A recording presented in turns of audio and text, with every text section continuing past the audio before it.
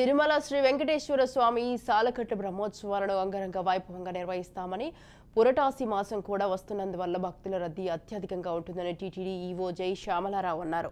అన్ని విభాగాల అధికారులు జిల్లా యంత్రాంగంతో సమన్వయం చేసుకుని భక్తులకు ఎలాంటి ఇబ్బందులు ఎదురుకాకుండా చూడాలని అధికారులను ఆదేశించారు. ఇక తిరుమలలోని అన్నమయ్య భవనంలో ఈవో సమీక్ష నిర్వహించారు. అక్టోబర్ 4 నుండి 12 వరకు సాలకట్ల బ్రహ్మోత్సవాలు వైభవంగా నిర్వహిస్తున్నట్లు తెలిపారు.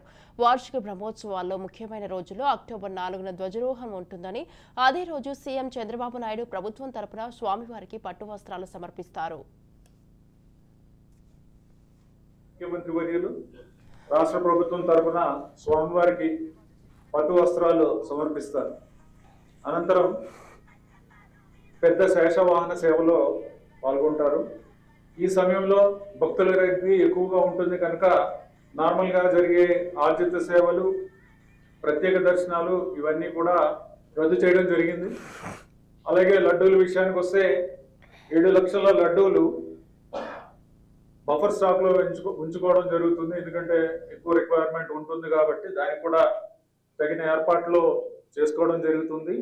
భద్రతకు సంబంధించి టిటిడి విజిలెన్స్ అండ్ సెక్యూరిటీ విభాగం, అలాగే డిస్ట్రిక్ట్ అడ్మినిస్ట్రేషన్, డిస్ట్రిక్ట్ పోలీసు అందరితో కూడా కోఆర్డినేట్ చేసుకుని ఈ భద్రతా ఏర్పాట్లు కూడా కరెక్ట్ గా జరిగేలాగా ఏర్పాట్లు చేసుకుంటున్నాము, కోఆర్డినేట్ చేసుకుంటున్నాము.